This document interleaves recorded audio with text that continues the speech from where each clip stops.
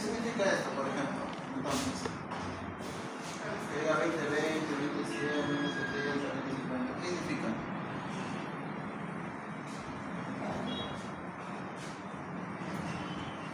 ¿Cómo tú le dices al paciente, o sea, su visión está bien? ¿Cuál es la visión normal, por ejemplo, de un paciente acá? 20-20, ¿no? Eso es lo normal, eso es lo ideal que todos deberíamos tener, ¿no? Ya sea con lentes o si es mejor sin lentes, ¿no? 20-20.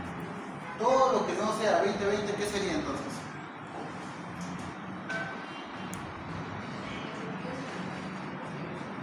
Todo lo que no sea 20-20 es una alteración de la huesa visual, ¿no? Por lo tanto es una metropía, ¿no? ¿Listo? Entonces, más o menos para que entiendan y cuando preguntamos el examen no se confundan. ¿Ya? Entonces, si yo veo como, por ejemplo, un caso clínico de un paciente que le hacen la huesa visual y no llega a ver 20-20, ¿qué sería? ¿No? Y ahorita vamos a hablar de todas las ametropías. ¿Listo? Entonces, ¿qué significa este 20? La distancia, ¿no? ¿Que está a 20? Muy bien. ¿Cuál es la ideal? 20-20, ¿no? ¿Y qué pasa si el paciente me dice, yo no veo esta de acá, no veo tampoco la E grande, no lo veo? ¿Qué sigue después? ¿Qué le pongo? ¿Cómo lo describo en la historia clínica? Porque ustedes cuando estén en hospital, cuando estén en su posta, van a tener que escribir eso en la historia clínica, ¿no? O van a poner el borroso, van a poner fe de lejitos.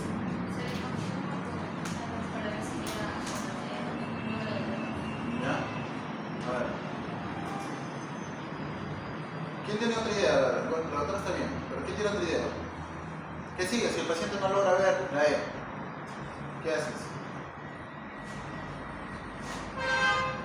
Bueno, vamos a empezar desde el principio. A ver. ¿Cómo se toma una buena huesa visual? Acá varios supongo que usan lentes y no toman la huesa visual. ¿Qué es lo que ocurre cuando le toman la huesa visual? Cuando lo sientan ahí le dicen, vamos a empezar a tomarte la huesa visual. ¿Qué es lo que hacen primero cuando le colocan cuando le van a tomar la huesa visual? Cubren un lente. ¿Cubren cómo? ¿Otra? Usar las formas, sin lentes, con la restricción de, tiene un nombre, restricción de una apertura. La ciclopegia, ¿no? Ajá, y la otra con los dedos. Los dedos tanto del ojo derecho como del izquierdo. Entonces, teniendo eso claro, cuando tú tengas que describir en una historia clínica cuál es la agudeza visual de un paciente, ¿cómo lo describirías? Ponte que el paciente te hace ver, veas acá, con 20-40, ¿cómo lo escribes? En la historia clínica. Porque eso es lo que a usted en realidad, o sea, de repente acá, ni uno de nosotros digamos acá va a ser oftalmólogo, ¿no? O sea, de repente se van a dedicar a otra cosa, pero supongamos que te hacen hacer si te viene un paciente con un tema visual, o tienes que hacer tu campaña de salud visual, o tienes que hacer, la enfermera te dice, doctor, tómale la huesa visual a todos los pacientes y voy avanzando con las vacunas. ¿Cómo le toma la huesa visual? Para detectar una metropía. Se anotaría, por ejemplo, digamos, un poco derecho de hasta el izquierdo hasta. Mira, por ejemplo, yo ahora no tengo grupo de práctica, pero lo que hacíamos normalmente en práctica, y les hacía repetir siempre en las prácticas, es que uno a otro se tome la huesa visual.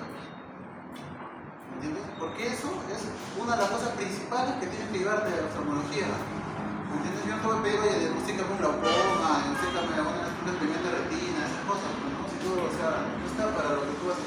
Pero que yo no te pida, oye, tómale una huesa visual a tal persona, y tú no sepas tomar la huesa visual siendo médico, ahí sí estamos en problemas, ¿no?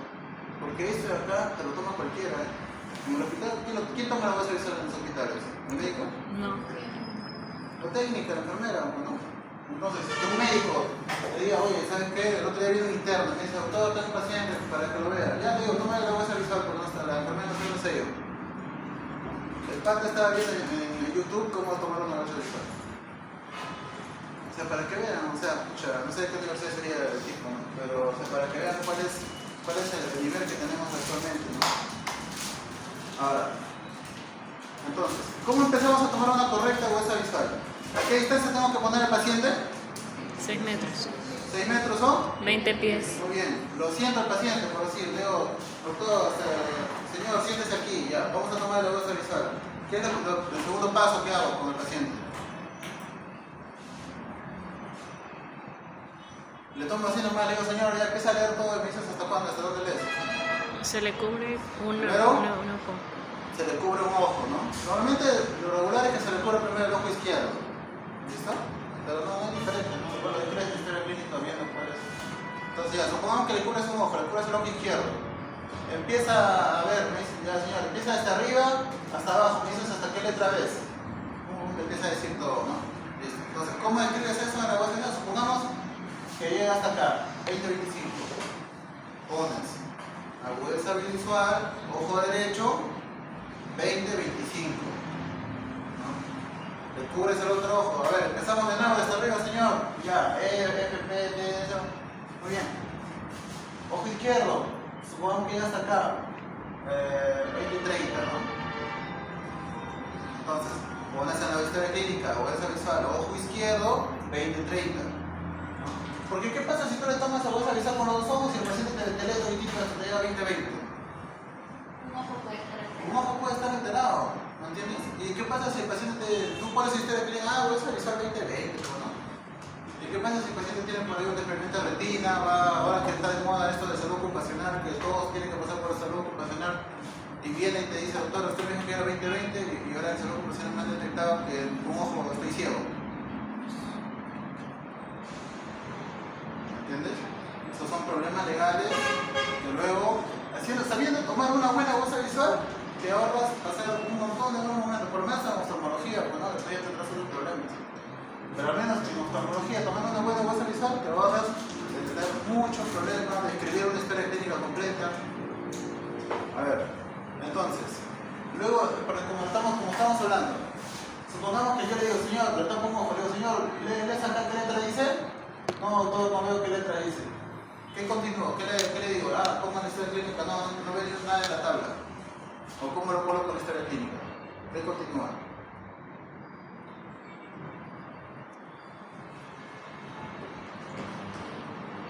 Si el paciente no llega a ver la letra E, yo me paro allá y le hago empezar a contar los dedos. No veo. Señor, ¿cuántos dedos ves acá?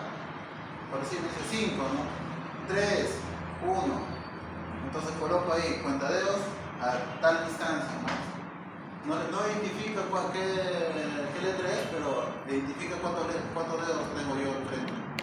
Ahora, supongo que este señor como tío no ve nada, no ve ni siquiera ve los dedos. ¿Qué sigue? La luz. ¿La luz de frente? La linterna.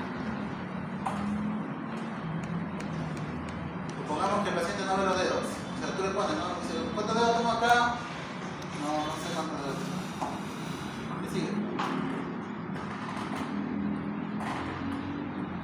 Por eso, mira, estas cosas en práctica tienen que exigir ustedes, porque yo veo, por ejemplo, en el hospital que les enseñan, dime las capas de la córnea, dime las capas de la retina, no sé, dime cosas así. O sea, les veo que se enseñan cosas que literalmente no le van a servir, ¿no? O sea, te acordarás pues hoy día, mañana, ¿no? Después de acá a un año no vas a saber, o sea, cuáles son las capas de la córnea, cuáles son las capas de la retina, cuáles son los fotorreceptores, ¿no? Entonces, si el paciente, yo me paro delante de él y le digo, señor, ¿cuántos dedos acá? No veo, ¿qué dedos tengo acá? Ahora, ¿cuántos dedos tengo acá? Tampoco. Movimiento de manos. ¿Ves qué estoy haciendo? Sí, doctor, veo que estamos moviendo la mano. Ya, movimiento de manos. Después, el señor no ve el movimiento de manos. ¿Qué sigue después? ¿Perdón?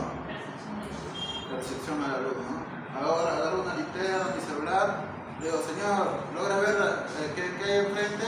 Sí, doctor, veo una luz amarilla, una luz blanca, ¿no? Pones. Ojo derecho, ojo izquierdo, percibe la luz.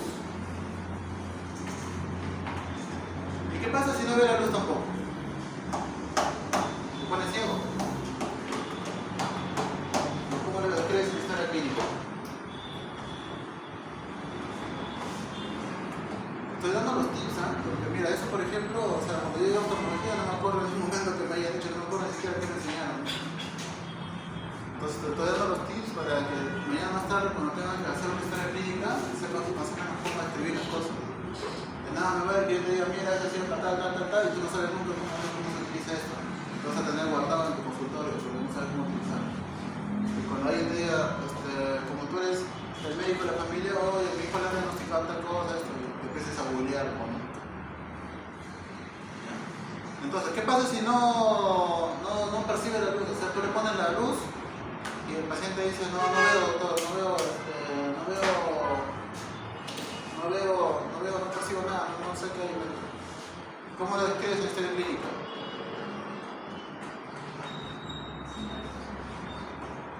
¿Sí percepción a la luz o no percibe la luz? ¿No? Ahora, eso ya es el final. Si un paciente no percibe la luz, o sea, está en NPL, no percibe la luz, es un paciente que ya está totalmente ciego. Es un paciente que ya, o sea, perdió la capacidad visual por completo, ¿no? Entonces ya tú te das cuenta, aunque un paciente que es NPL, por decir, supongo que tú estás en el SERUMS y un paciente se cae algo y se clava algo en el ojo, ¿no? Un vidrio, se clava, no sé, una piedra, no sé, se clava una rama, no sé. Viene a la posta y tú le sangrando todo, y tú le dices, ya señor, no te preocupes, vamos a ver. ¿Qué es lo primero, por ejemplo, que debes hacer ante un paciente que te viene así? ¿O cómo describes tú en la historia clínica una evaluación oftalmológica, al menos para describir cómo llega el paciente a tus manos? Porque al final, el paciente puede decir, yo cuando llegué con la doctora estaba viendo excelente, ¿no? Yo siempre veía excelente, y cuando llegué al otro lado ya no me dejé de ver. ¿Cómo describes tú eso?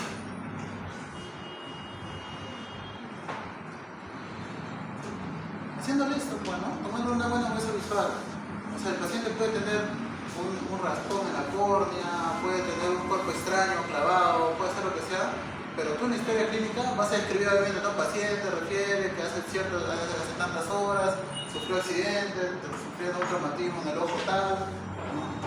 que se envenenó, etcétera.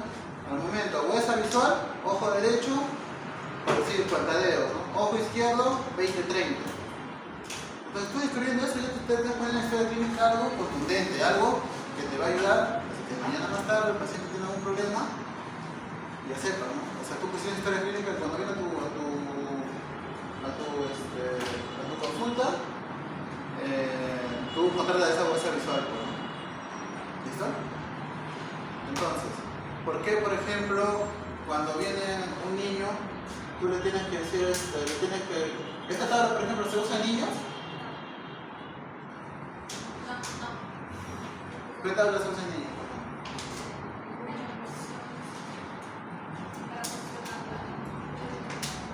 Hay dos formas, ¿no? Por ejemplo, hay una tabla que es para analfabetos, que es como una E, ¿no? Es como una E, ¿no? Que está para arriba, para abajo. Entonces tú le dices, señor, dime para dónde están las patitas de la E, ¿no? Te voy a decir para arriba, para abajo, para la derecha, porque de repente no entiendo.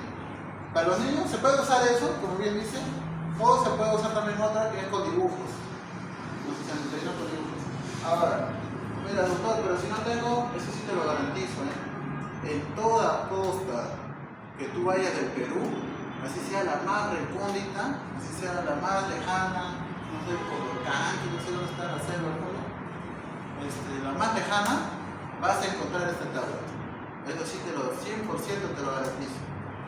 De repente está guardada en el cajón, de repente está por ahí tirada, pero vas a darte cuenta que en toda posta, así sea la más pequeñita, así sea donde solamente hay técnico, tienen esa tabla.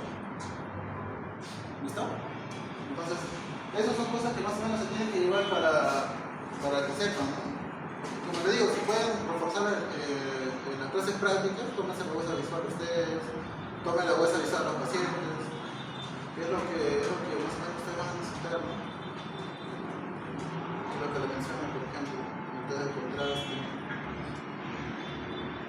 Entonces, más o menos lo que decía su compañera, ¿cómo debo tomar yo la huesa visual a un paciente?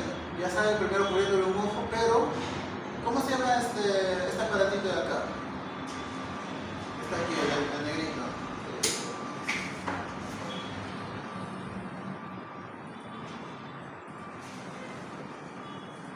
¿Cómo se llama este aparatito de acá?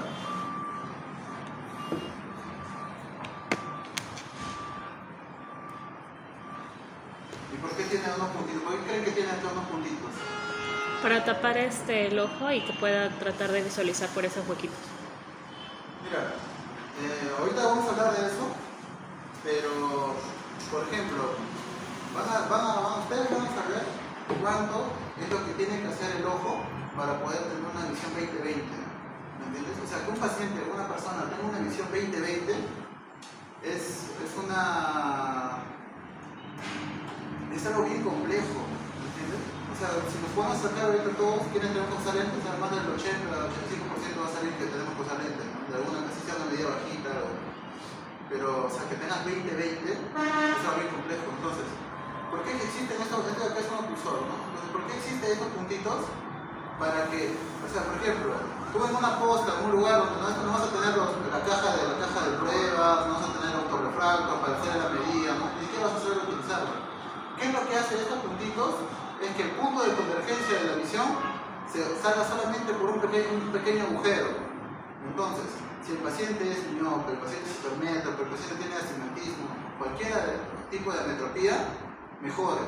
Por decir, yo le tomo la voz visual así, con el oclusor, con el agujero circunflejo a un costado. El paciente, por decir, me ve ojo derecho, 20/50.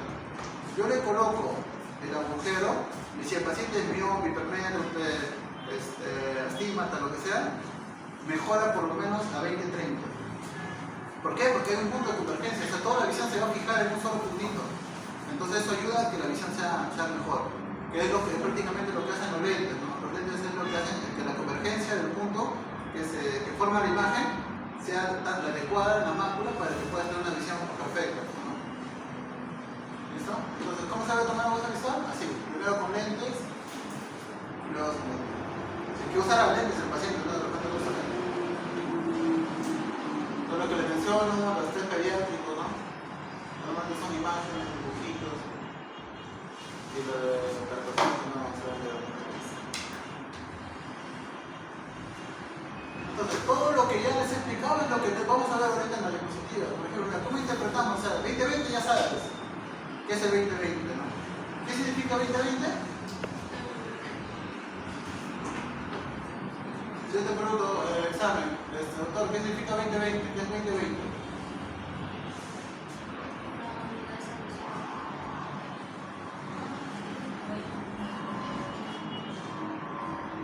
Esto de acá es lo ideal, ¿no?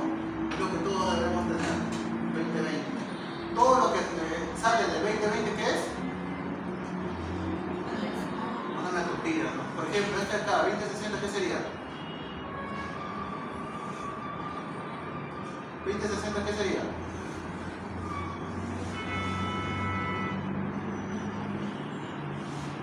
Este acá es 20/20 visión perfecta, ¿no? ¿Este acá qué sería? ¿Perdón? Por eso, si tienen preguntas, algo me dicen, ¿ah? Porque, o sea, lo que yo quiero es que este de acá se lo diga bien claro, ¿eh? Este de acá, el 20/60, todo como te dije, lo ideal es el 20/20. Si el paciente tiene 20/25, 20/30, 20/40, 20/50, 20/60, ¿qué son? Una alteración de la voz visual. Entonces es una metropía, ¿no? Ahora dirás, doctor, ¿pero qué tipo de metropía? Ya, o sea, tú detectando simplemente una metropía, ya estás ayudando con bastante al paciente. Si es un paciente pediátrico, si es un paciente anciano, o sea, un paciente que ya está detectando una metropía, y con eso ya le estás ayudando bastante al paciente, te estás dando cuenta que el paciente no tiene una correcta visión. Ya después de los especialistas se verá cuál es el tratamiento, cómo corregir a 20/20, si que se puede llegar a 20/20, ¿no? O ayudar al paciente a que vea lo mejor posible. Pero ustedes, sabiendo qué es una metropía, cómo diagnosticar una metropía, porque si te pongo en el examen, ¿cómo se diagnostica una metropía?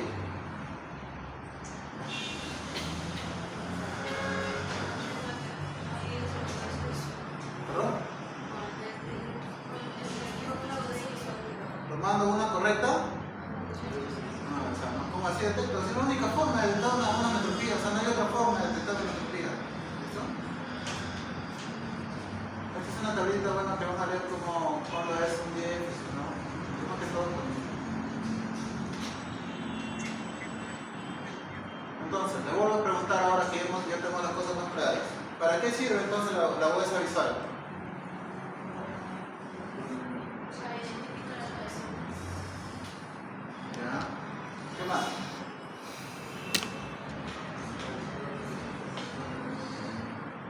principal, ¿para qué sirve? Lo principal,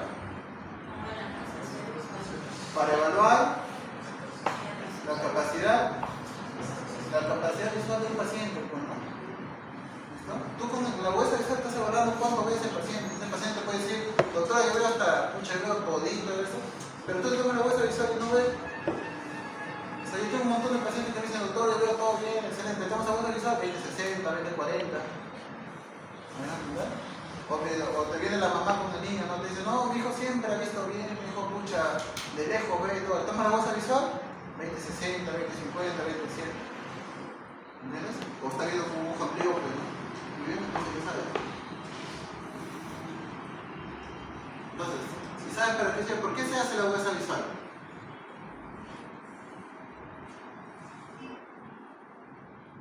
¿Por qué debemos hacer la huesa visual? Si ya sabes para qué sirve. ¿Por qué debemos evaluar con nosotros a los pacientes la huesa visual? Para hacernos perder tiempo, para molestar a los pacientes. Por ejemplo, a ver, ¿qué es esto de acá? Catarata. No, claro. Hay cosas Glaucoma. que ustedes se tienen que llevar así mínimamente de la especialidad, ¿eh?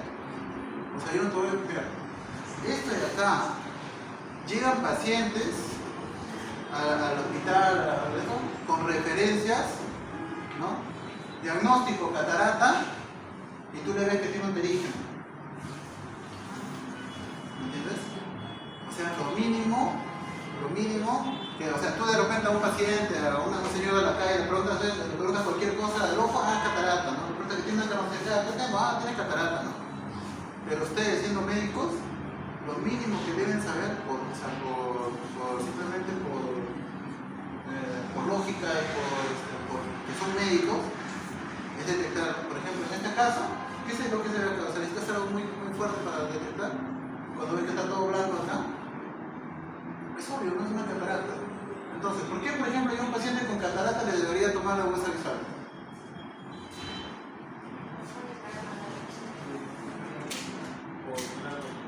Por ejemplo, a ver, ponte que yo tengo un paciente, ¿no?, que tiene 80 años, tiene su catarata, ¿no? Y yo le tomo la huesa visual. Y el paciente, por decir, me ve 20-25. Con su catarata de 20-25, ¿eh? Tiene catarata, tú le ves, tiene catarata, pero ve 20-25. ¿Qué hace con ese paciente, por ejemplo? Claro, tú esperarías un paciente que ve bien, que sí tenga catarata. Pero ¿qué pasa si ese paciente, por ejemplo, con esa catarata, está viendo 20-200 o 20-400? ¿Se opera? Dice, doctor, yo con este ojo ya no veo ya. Trato de forzar todo, pero ya no veo ya. Muy bien. Entonces le toma la huesa visual, supongamos 20-400. Lo operas. A los días le haces su control. ¿Qué es lo que tienes que ver? ¿Cuál es el resultado? ¿Cómo evalúas qué tan bien te fue en la cirugía? Tomarlo de una huesa visual, ¿no? Si le sacaste esta catarata y le pusiste un lente intraocular y el paciente ha recuperado correctamente o has hecho una buena cirugía, el paciente puede estar viendo 20-20, no 10-10. ¿Me dejo entender? O sea, sirve para muchas cosas, o sea, no solamente es, por ejemplo, para los niños, no solamente es para los que necesitan lentes, no solamente es por X cosas, ¿no? Es un examen que sirve para todo tipo de personas, sirve para todo tipo de problema visual que podría tener una persona, ¿no? Por ejemplo, oftalmología. Desde neonatos, ¿cuál es la enfermedad, por ejemplo, que padecen los neonatos ahora? ¿Cuál? ¿Qué pasa cuando un niño no termina la edad gestacional y nace prematuro? Neuropatía de prematuridad, ¿no? En los niños, ¿qué es lo más común en los niños?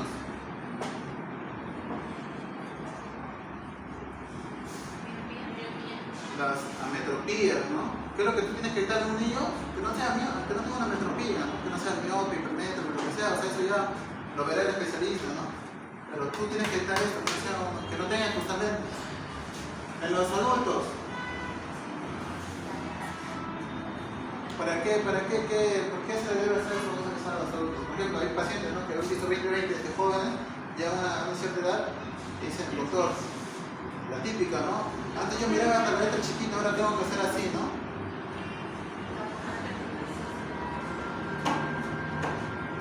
¿Cómo se llama eso? Cuando el paciente ya no ve de cerca.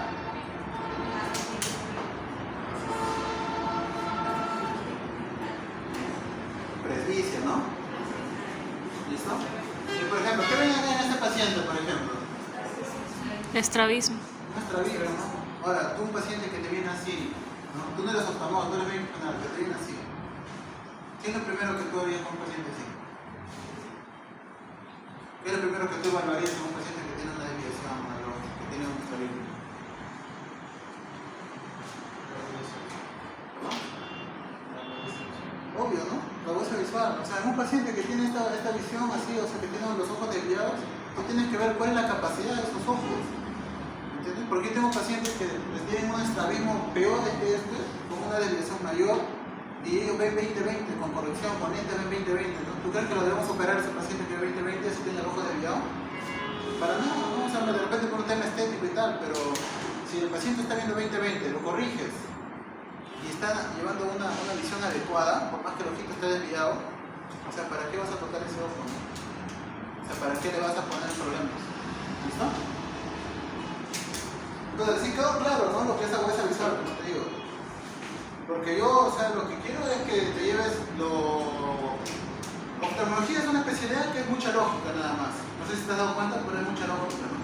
O sea, solamente se trata de agarrarle el hilo y todo fluye, ¿no? Entonces, es como que te diga, la huesa visual en una consulta oftalmológica es esencial. Así, venga, no, doctor, que yo vengo porque me golpea el ojo, no, doctor, yo vengo porque me pica, yo vengo porque me lagrima el ojo, yo vengo porque X cosa, tiene que tomarle la huesa visual a todos los pacientes. Por lo menos en oftalmología le tomamos a todos los pacientes, ¿no? Ahora, ¿preguntas? ¿Todo quedó claro con la huesa visual?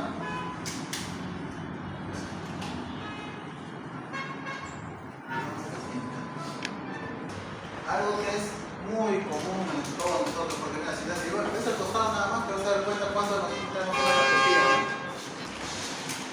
Ahora, como le dije hace un momento, que un paciente, esto de acá es facilito, basta que el ojo tenga un tamaño diferente, la córnea tenga una curvatura diferente, el iris no esté posicionado, el cristalino sea más delgado de lo normal, y todo eso y genera una metropía.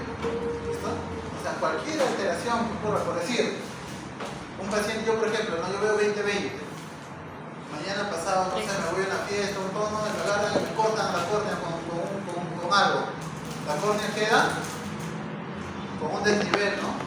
Y mi ojo que era 20-20, ¿tú crees que voy a hacer 20-20 después de un corte en la córnea? En la vida, ¿no? Me volvía a... O sea, cualquier alteración que pueda tener el ojo, ya sea generada o desde el momento del nacimiento, va a generar que el paciente pueda tener una metropía. ¿Listo? Por eso que vas a notar que, o sea, sí, vas por la calle y siempre vas a encontrar a una persona con lentes, ¿no? Porque es algo muy común. Y bueno, eso nos conviene a los oftalmólogos. Entonces, ¿qué es un paciente métrope? Es un 20-20, ¿no? Es un paciente que no tiene un problema visual, ¿no? Un paciente que ve 20-20. Y un paciente con una metropía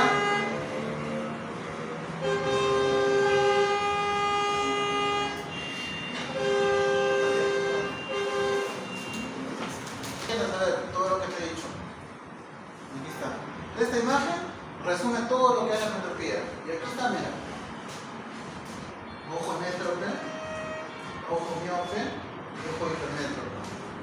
Ojo métrope, ¿no? Una metropía. Entonces,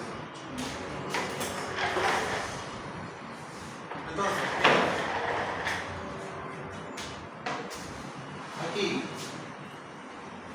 ¿tú qué ves que hace? Mira, ¿cómo funciona el ojo? La imagen ingresa por acá. ¿Qué es lo primero que pasa al ojo? La conjuntiva. La córnea, ¿no? ¿Cómo se llama esta parte? Córnea, ¿no? Pasa por la córnea, pasa por la pupila, ¿qué se encuentra? ¿Cómo? ¿Qué es esta parte de acá? ¿Cómo? El cristalino, ¿no? base y cristalino. Y tiene que converger, como puedes ver, estos dos puntos tienen que converger y hacer un solo punto que caiga en la, ¿cómo se llama esta parte? Del ojo. La retina es todo esto, ¿no?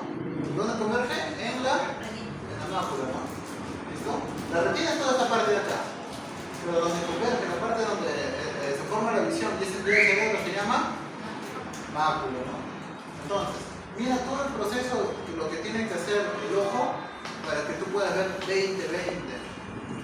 Para que veas lo difícil es que un paciente pueda tener 20-20. ¿Por qué? Porque tiene que tener una córnea perfecta, tiene que tener un cristalino perfecto, tiene que tener una retina perfecta, una mácula en el lugar adecuado. El punto de convergencia tiene que ser justo ahí. ¿Listo? Eso es lo que... Entonces, ¿qué es lo que puedes ver acá? Mira, por ejemplo. ¿Qué ves acá? ¿Qué diferencia entre el ojo dimétrope, que lo ves así todo redondito, y el ojo miope? ¿Qué diferencia ves? Así a simple vista nada más. Está más alargado. Es un ojo mucho más grande, parece más largo, ¿no? Entonces, ¿qué pasa? Si por decir, el ojo debe ser tamaño del puño, ¿no? Para que la imagen caiga, y tienes un ojo más grande, que por ejemplo es el tamaño de 2 puños. La imagen ingresa y debería llegar acá a la mácula, el punto de convergencia, ¿verdad? Como el ojo es más grande de lo normal, mira dónde llega. No llega a ser punto de convergencia justo en la mácula. Entonces, a ver, ¿quién acá tiene miopía? Ya. ¿Qué es más frecuente, la miopía o la hipermetropía? Miopía. La miopía, ¿no? Entonces, ¿qué problema tienen ustedes cuando están sin lentes? Los miopes. ¿No ven de lejos, ¿no? ¿Por qué? Porque mira, ahora ya sabes por qué eres miope, ¿no? Ahora ya sabes por qué, o sea, por qué tienes dificultad para ver de lejos. ¿Qué es lo que hace el lente? ¿Por qué se coloca el lente? Lo que hace es que este punto de convergencia que está acá, se haga fila y llegue hasta la mácula. Y ahora sí puede ver de lejos. Todo lo contrario del paciente hipermétrope. ¿Listo? ¿Qué es lo que pasa aquí? Acá no se ve muy bien, ¿no? Ahora te voy a mostrar la imagen. Pero ¿qué es lo que pasa? El ojo en vez de ser más grande es más pequeño. Entonces, al ser más pequeño, el punto de convergencia que normalmente debe dar en la mácula se pasa y termina atrás. ¿Entiendes? Entonces, ¿qué problemas tienen los pacientes hipermétropes? ¿Lo vende? En realidad, mira, el paciente hipermétrope o sea, si tú tienes que elegir entre ser miope o ser hipermétrope, elegiría 1000 veces ser miope, ¿no? Porque el hipermétrope tiene dificultad para ver de lejos y también tiene dificultad para ver de cerca. ¿Listo? Y, o sea, tiene un montón de cosas, pero es más complicado. Yo te voy a explicar uno por uno. O sea, más o menos lo que te he dicho ahorita es para que tengas claro cómo funciona el ojo, cómo es lo que, qué es lo que te tienes que llevar, ¿no? O sea, cuando es un paciente miope, cuando tú ves, por ejemplo, por la calle, ¿no? Hay pacientes que tienen un lente así súper grueso, ¿no? Súper grueso, así que va por la calle, ¿no? Que tú le ves y dices, ah, este paciente ya he visto, este tipo de personas ya lo he visto antes, ¿no? ¿Por qué crees que esos pacientes qué son? ¿Hipermétropes o miopes? Hipermétrope. Hipermétrope. Son Miopía. cuando tienen así esos lentes muy gruesos, así, bien gruesos, que ves que lo ves chinito, ¿no? Así, el típico paciente. Hay un montón por la calle, ¿no? Hipermétrope. Son miopes altos, ¿no? ¿Cómo se llama eso cuando un paciente tiene una miopía muy elevada? Miopía magna, ¿no? ¿Cuándo se considera un paciente miopía alto con una miopía magna? Más de 6 dioptrías, ¿no? Entonces, mira, acuérdate que te estoy diciendo, ¿no? Porque luego me preguntan y me dicen, todo eso no está en la diapositiva. Estamos hablando de la clase. ¿Listo? Sí.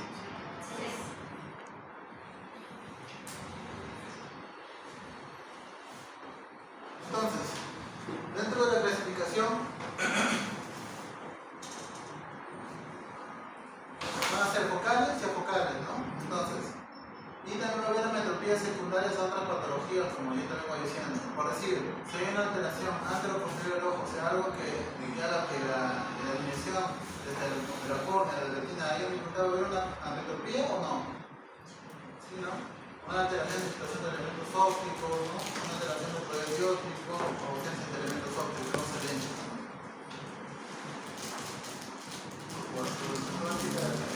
Entonces, ¿cuántos tipos de metropía hay? Acá están todos, todo lo que puedes tener. Puedes tener miopía, puedes tener hipermetropía, puedes tener astigmatismo, puedes tener presbicia, ¿no? Ahora, ¿cuántos de acá, por ejemplo, si le pregunto cuántos de acá tienen solo miopía? ¿Solo miopía? ¿Solo miopía? Bueno, es un caso muy raro, ¿no? Porque normalmente tienes miopía con astigmatismo, hipermetropía con astigmatismo. ¿Listo? Y ahorita te voy a enseñar, o sea, el más difícil de entender realmente es el astigmatismo, ¿no? Que ahorita vamos a hablar de lógica cada uno de ellos. Entonces, como les contaba, ¿no? ¿Cuándo es un paciente miope? Cuando el punto de convergencia va a ser por delante o por detrás de la retina, de la mácula. Un paciente miope. Está pasando, más enfocado por delante de la retina. ¿No? Entonces ya sabe lo que está pasando en un paciente miope. ¿Por qué ocurre? ¿Por qué la imagen se va adelante de la retina? ¿Por qué? ¿Porque el ojo está abierto? El glóbulo está más amplio. Así es, buen cristiano, para que no te olvides. ¿Por qué? Es un ojo grande, pues, ¿no? Entonces, acá está, mira. ¿Por qué es un paciente miope? Porque tiene aumento del eje antero-posterior, o sea, el eje que está desde acá hasta acá es mayor. La curvatura, hay un aumento de la curvatura, o sea, la córnea no es normal, o sea, tiene una curvatura más grande, más curva. Hay aumento del índice y curvatura, ¿no? O sea, que estaría más grande, es más amplio. Entonces la luz hace que se quede más tiempo en el cristalino y llega antes. ¿Sí te está entendiendo, no? Ya, porque mira, o sea, esta acá te lo tienes que llevar sí o sí, ¿eh? Mañana más tarde, cuando te pregunten, oye, escucha, le he tratado a la hijita, le he tratado a mi vecina, que tiene miopía, ¿por qué ocurre esto, no? Tú le vas a decir, bueno, mira, hay cambios en el ojo, ¿qué pasa? Que la imagen que converge no llega a la retina, ¿no? En el caso de tu hija, de repente, no, mi hija tiene el hecho que tiene miopía, tiene un ojo con un aumento del eje, un ojo más grande de lo normal, que hace que el punto de convergencia no llegue a la retina, ¿no? Entonces, con eso le están dando una aplicación excelente, ¿no? Entonces, como te digo, la miopía característica es un ojo típicamente grande, normalmente midiáticas, porque el paciente miope siempre trata de acomodar. Por eso que cuando son niños, los niños tú lo ves y siempre están acomodando, o sea, están jugando el iris para que ellos traten de ver. Es muy difícil, como te digo, los niños detectarlo nada más, ¿no? Que nosotros normalmente cuando vienen a la consulta debería pasar, todo niño debería pasar antes de los 4 o 5 años una evaluación oftalmológica por lo menos, ¿no? ¿Por qué? Porque a veces, o sea, como tú dices, o sea, le puedes tomar una huesa visual, pero los niños miopes acomodan muy fácil, es como que su ojo está nuevo, ¿no? Es como el celular, ellos acomodan tan fácil que si llegan pueden llegar a ver. Entonces hay que poner gotas hiperplégicas para detectar exactamente cuál es su verdadera huesa visual, ¿no? Cámara anterior profunda, ¿no? En el caso de cristalino se tiene una cámara violatoria, pero por ejemplo un paciente de catarata alto miope con menos 16, y o sea, yo estaba operándolo y veía que la cámara era súper grande, o sea, estaba sacando el cristalino que está súper grande, ¿no? O sea, son ojos totalmente diferentes a los normales.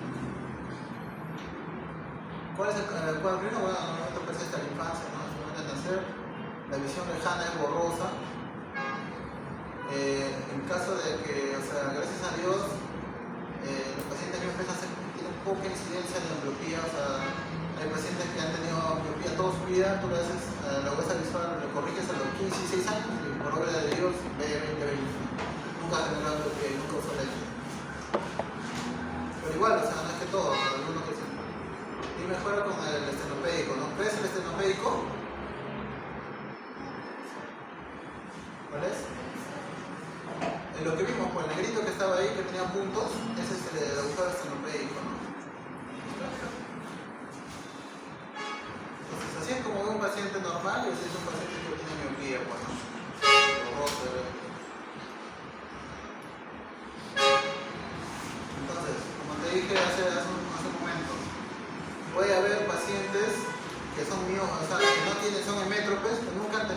tipo de patología visual, pero por algún tipo de patología le genera una miopía secundaria. Por ejemplo, si esta patología altera la región axial del ojo, de repente un macroftalmo, un estafiloco. En la curvatura, como te dije, ¿no? Si tienes, por ejemplo, una lesión en la córnea, has tenido una úlcera, algo más, o un queratocono, puede generar una miopía patológica, ¿no? Y en el caso del índice del cristalino, una catarata te puede miopizar. Hay una fase de la catarata que se llama la fase de miel de la catarata, en la cual, o sea, el paciente, a partir de qué empieza la presbicia, ¿no? La presbicia, ¿qué edad empieza?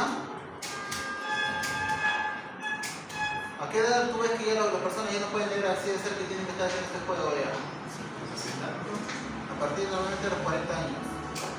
¿Ya? La presbicia aparece a partir de los 40 años. Entonces, imagínate que un paciente tú ves, ¿no? Empiezas a tener 40 años. Te quita la dificultad, te quita el poder ver de cerca, ¿no? Ya no puedes ver de cerca. Y llegas a la edad de 50, 60 años y por obra de Dios empiezas a ver de cerca. ¿Qué es lo que ha pasado?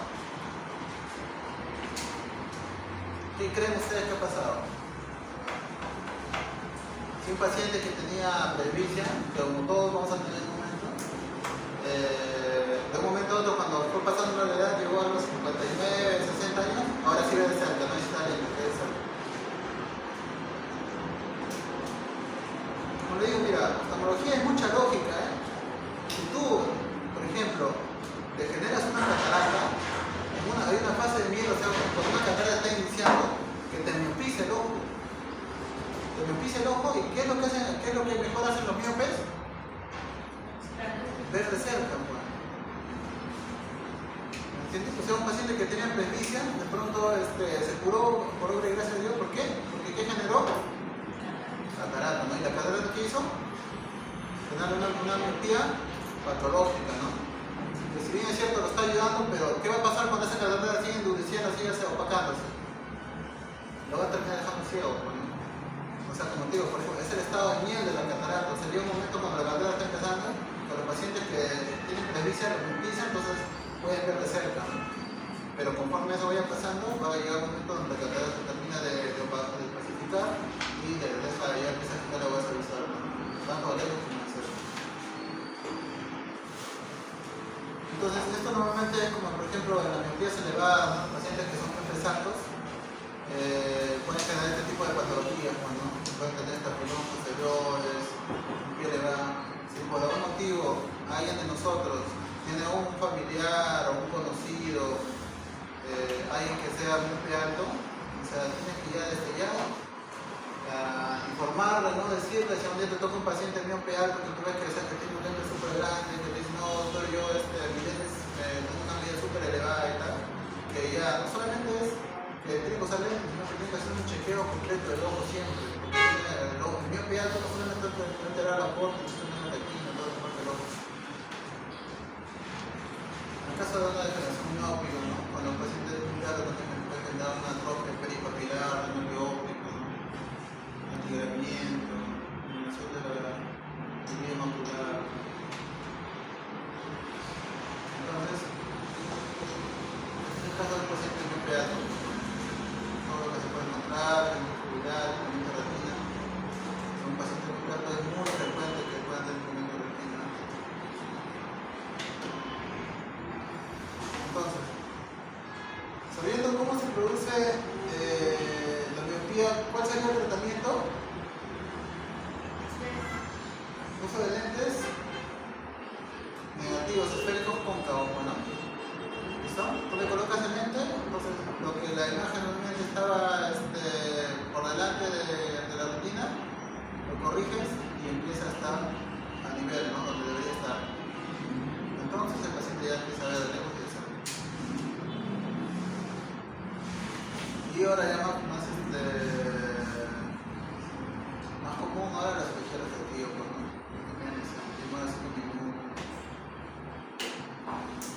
Entonces, eso en cuanto a miopía, pues, ¿no?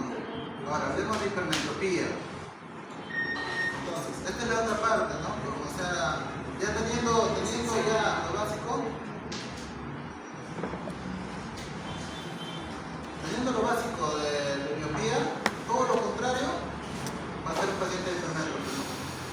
¿qué va a ser un ojo? Pequeño, ¿no? Y la imagen se va a formar por detrás de la, ¿no? Como se puede ver acá, ¿no? Bueno, acá está mal, acá se tiene que poner de óptico, no puede poner acá. Pero acá es fácil. Entonces, como te digo, hipermetropía. Por longitud axial, o sea, si es un ojo muy plano, se va para atrás. Si es una hipermetropía por la córnea, por la curvatura, o sea que tiene una córnea muy delgada, también la imagen se forma por detrás. Y si es por el iris, o sea, por el cristalino, también te puede generar una hipermetropía que se da hasta atrás. ¿Entiendes? Por eso te digo, puede ser una de estas, o pueden ser las tres que generan una hipermetropía. ¿Me dejan entender?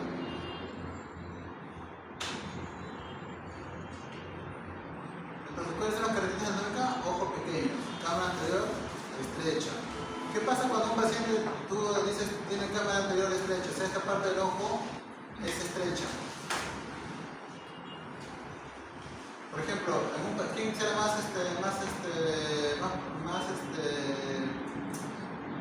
quién tendrá más posibilidades de tener un glaucoma? ¿Un paciente miope o un paciente hipermétrope?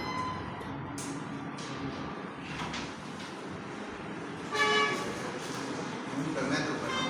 ¿Por qué? Porque la cámara es más estrecha. ¿Qué pasa si esta cámara como es estrecha se fluye por acá, por algún motivo se fluye?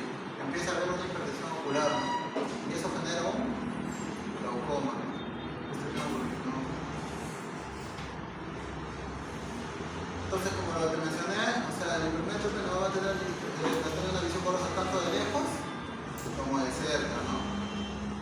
Va a tener atenopía, cefalea, ¿no? Porque va a estar tratando de acomodar tanto de lejos como de cerca, tiende a alejar los objetos por la visión suficiente de cerca, tener una pseudomiopía, o sea, trata de acomodar como sea para poder ver de cerca, ¿no? Por el espacio de acomodación. Y en hipermetropías elevadas, o hipermetropía es más frecuente el ojo perezoso, ¿no? La miopía. Así más o menos como puede ver un hipermétrope. Entonces, como te mencioné, lo mismo de hace rato, mira. O sea, tú no sabes lo que puede pasar cuando tienes una de estas patologías. Te puede volver miope el ojo, o te puede volver también hipermétrope, ¿no?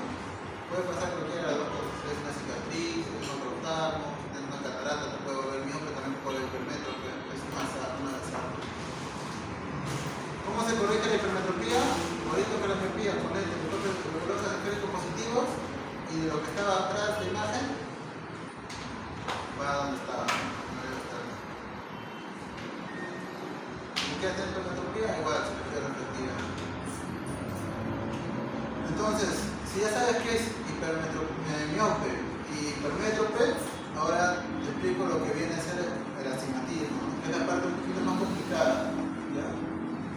Pero, te lo resumo acá, mira. ¿Qué estábamos hablando? El miope tiene un punto de convergencia en un puntito adelante de la retina, ¿no? El hipermétrope, punto de convergencia por detrás de la retina, ¿verdad? En ambos casos tiene un punto de convergencia, un puntito. Mira lo que pasa en el paciente que tiene astigmatismo. No hay un punto de convergencia, o sea, no llega a tener un punto, o sea, la imagen no se forma un punto de convergencia, sino que puede tener hasta dos puntos de convergencia. ¿Listo? Entonces, como le mencioné hace rato, es poco común que un paciente sea miope solamente miope o sea hipermétrope solamente hipermétrope. Normalmente cuando tú le sacas la medida siempre va a ser miope astímata, hipermétrope astímata. ¿Listo? ¿Por qué? Porque, o sea, buscar que se haga un punto de convergencia solamente miope o miópico, solamente hipermétrope, es un poco complicado. Entonces, hay varios tipos de astigmatismo, ¿no? Miópico simple, hipermétropico simple, miópico compuesto, hipermétropico compuesto o mixto, ¿no? Que sería el punto de convergencia, uno por delante y otro por detrás. ¿Cuál es el cuadro clínico? Va a haber, obviamente, una disminución de la agudeza visual, ¿no? Astenopia, se va a estar pasando la visión alternativa ocular. El tratamiento, corrección con lentes cirílicos negativos o LASIK, ¿no? Cirugía negativa. Como te mencioné, o sea, puede haber un tema secundario astigmatismo, si hay problema en cristalino, por una catarata o lo que sea, le va a generar astigmatismo. Entonces, en esos casos se puede colocar también un lente líquido, lente de contacto rígido.